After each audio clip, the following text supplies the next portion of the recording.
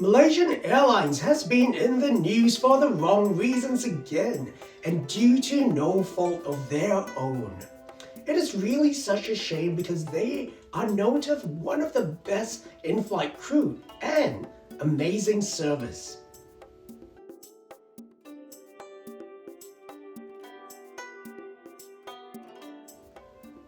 While many people have sworn off Malaysia Airlines after a couple of incidents in 2014, I was interested in giving this airline a go and flew their business class product a couple of times in 2022. So, will it get the red light or the green light? Stay tuned for the verdict.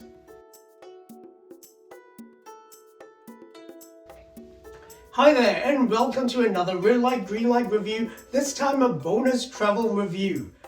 It's Ryan here and we have boarded business class on Malaysia Airlines Airbus A330-300 traveling to Kuala Lumpur on a few flights from Sydney, Melbourne as well as Perth. As always, my reviews are incognito so as not to influence the experience.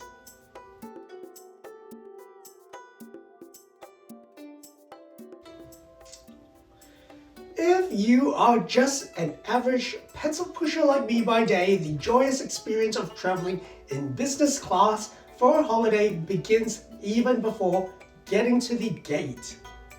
While Emirates provides their business travelers a limo or an Uber, for most others, getting to the lounge is where the experience begins.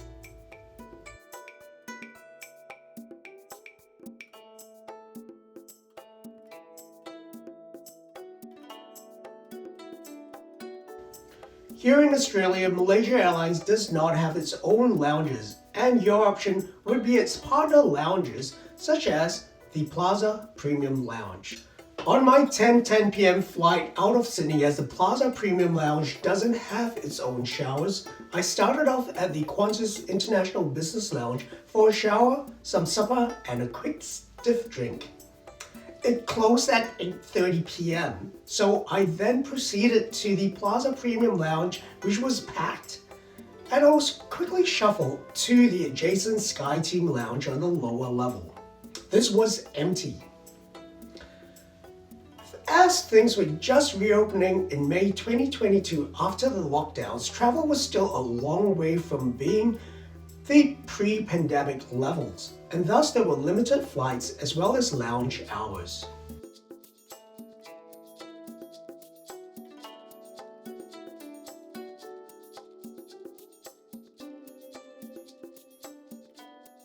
Since this trip, the SkyTeam Lounge has had a refurbishment, and so I'll have to return for another review of the lounge at another time.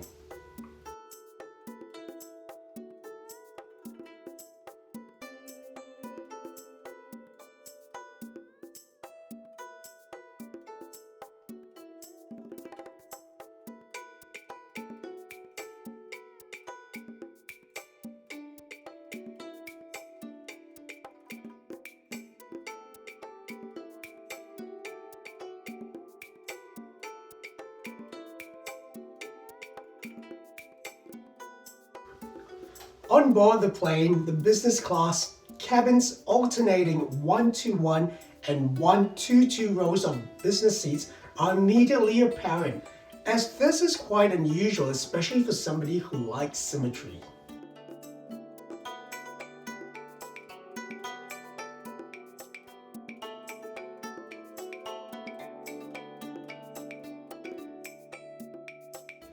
These seats are very utilitarian, slightly boxy with soft curves around the frame of the seat. It has a sash belt, a coat hook, a nice directional reading lamp, a USB-A port, in-seat power, and the usual seat controls. The beige and grey and blue color scheme is pleasant, but a little conservative, but still in line with the brand's colors.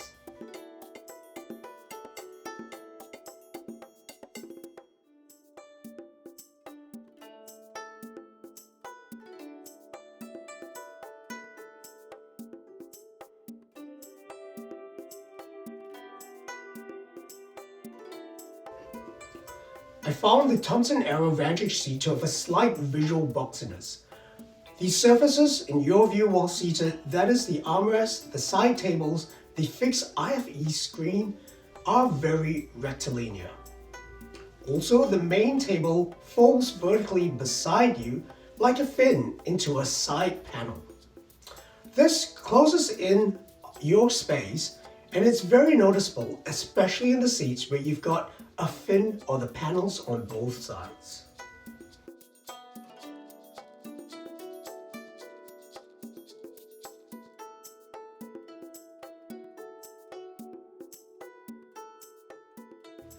Malaysian Airlines seats are also notoriously hard, and this was definitely the case.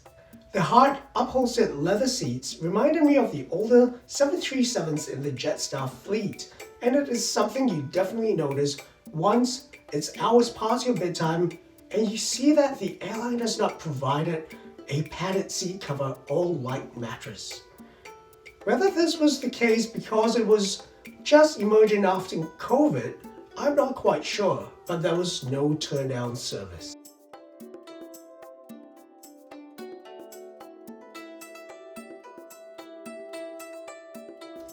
Now, when it comes to seat selection, the most coveted seat on Malaysian Airlines A330-300 is 1K, this being a bulkhead throne seat, and it is roomier as there is space on both sides. Throne seats are the K seats located in rows 1, 4, and 6.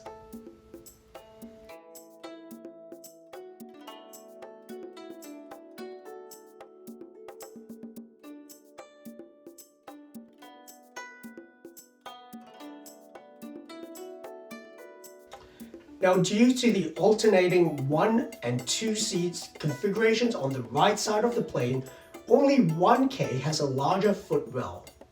I had sneakers with large soles and found I had to remove my shoes during another flight when I was seated in 5K.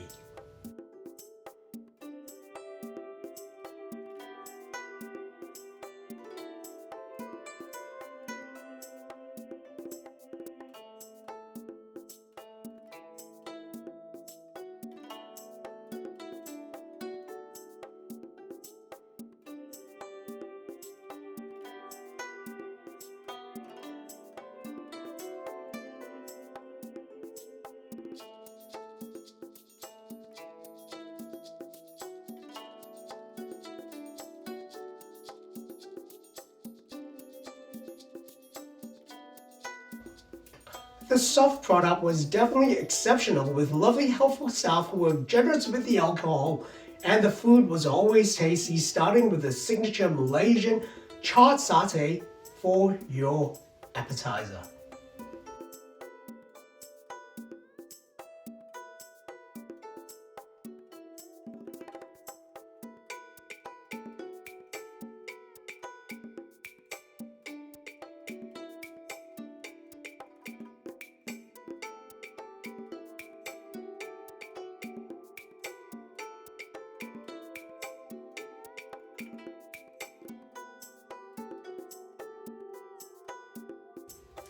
As for breakfast, because it was the main meal on this flight, I chose the Asian option, something I usually do for breakfast because at 37,000 feet, eggs don't taste that good. The cafe-style chicken noodles tasted healthier and also was less heavy. It was a decent amount of food which left room for the buffet in the Golden Lounge in KL 2 hours later.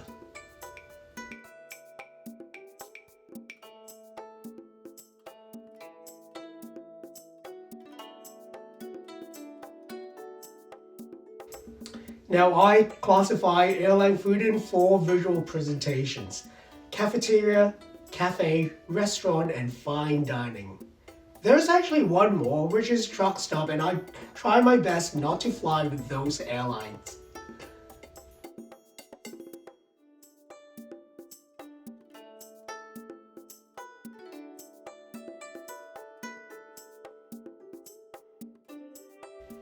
Now, Malaysian Airlines Golden Lounge can be found both in the main terminal at KLIA as well as at at the newer satellite terminal, which is where you get your international flights.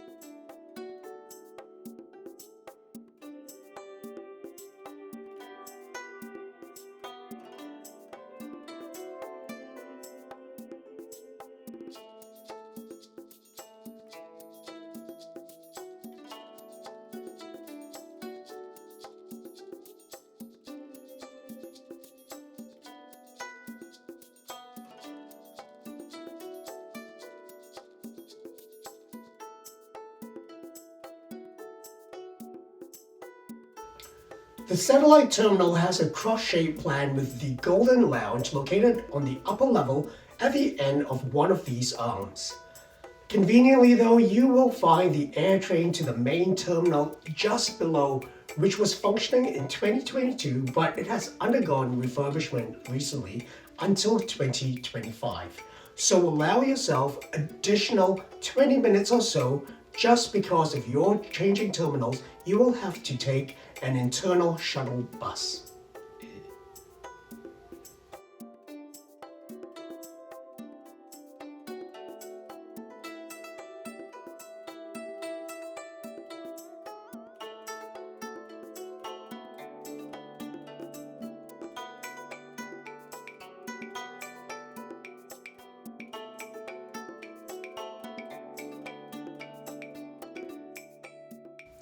This is one of the nicer Asian airline lounges, well designed into different zones, including a family zone to protect the rest of the travelers, a bar that serves alcohol, as well as a four-sided kitchen, coffee, and buffet with a separate noodle bar. There's even a sleeping area with recliners in a quiet zone, and there's also your showers in the main bathroom.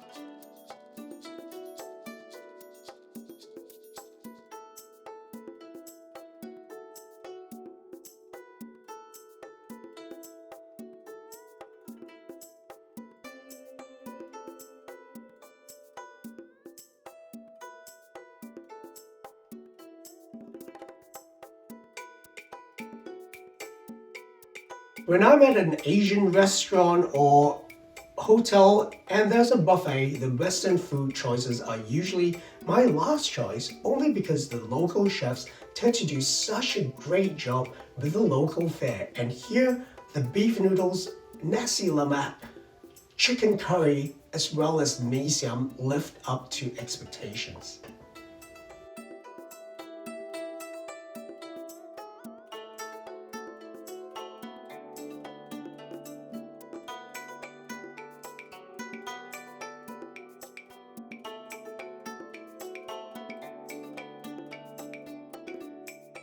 Now the standout of the lounge is definitely, to me, the barista coffee. Each time I've been there, the doppio macchiato is the second thing I crave the most, the first being a warm shower.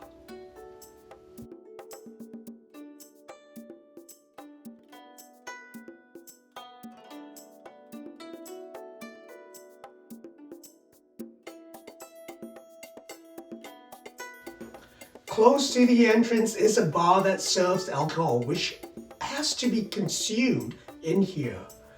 These different zones sure are a clever idea, but sometimes you just want to have a wine with your meal.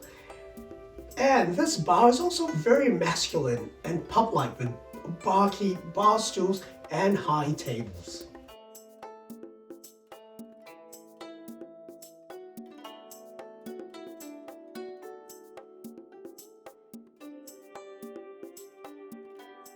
On that trip, I arrived in Singapore after about 4 hours in the lounge, well rested and well fed, and mind you, I was able to fit in a little curry chicken and roti that was served on the 45-minute flight, again in business class on another A330-300.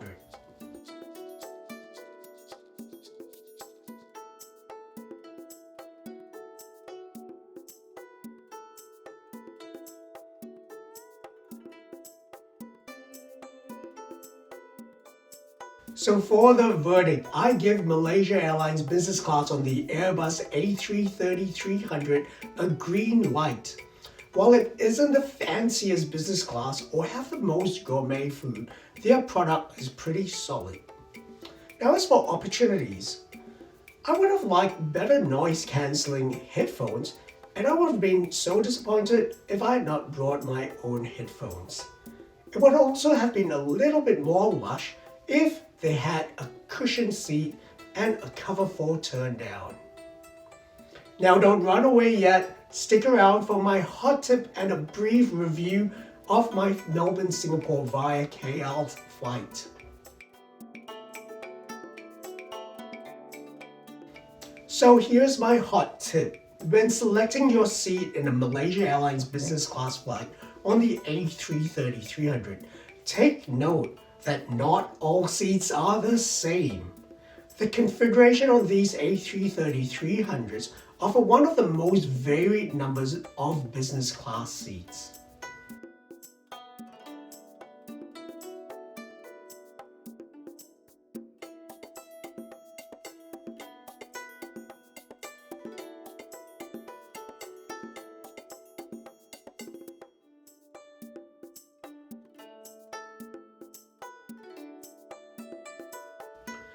So 1K would be my first preference, the bulkhead throne seat.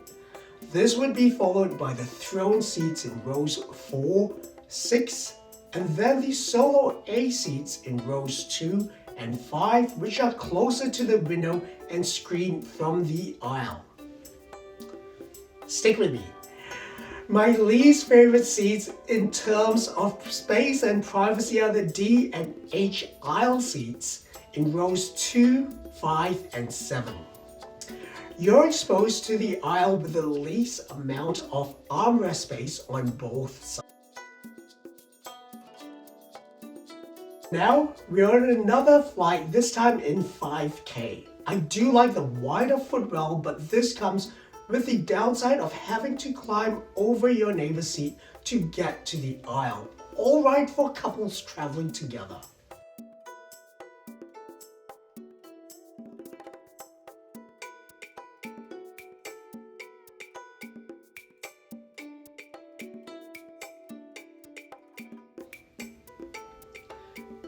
One more thing, note that when leaving from Melbourne, the Plaza Premium Lounge I visited felt like a study hall in a college, and so I went to the Qantas International Business Lounge instead.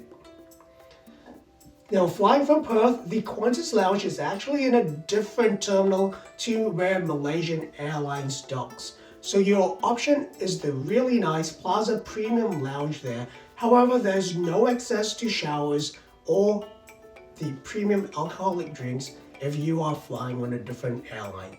I'm not sure why.